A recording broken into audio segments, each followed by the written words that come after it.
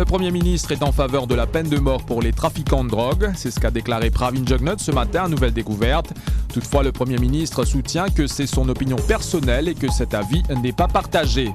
La commission anticorruption passe à une nouvelle étape de son enquête dans l'affaire Heritage City. Des documents récupérés au ministère de la Bonne Gouvernance cette semaine, mais très peu d'informations disponibles dans ce dossier. L'ICAC recherchait des documents précis, mais n'en a pas trouvé.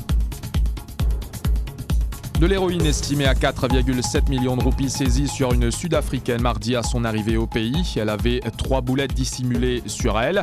Lors d'une opération de control delivery, 3 suspects ont été arrêtés hier soir à Maïbourg.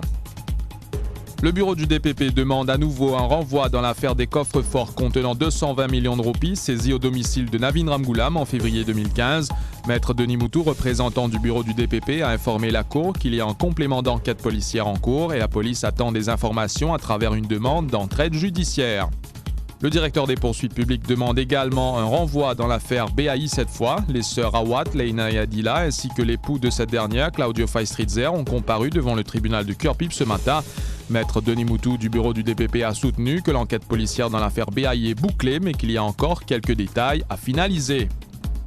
L'État demande à Résistance et Alternative de prouver que Saniro Jugnauth a, le 21 janvier dernier, annoncé sa démission et présenté Pravin Jugnauth comme son éventuel successeur au poste de Premier ministre. La contestation de Résistance et Alternative a été entendue ce matin en Cour suprême par le Deputy Marston Registrar, Patrick Kamsing.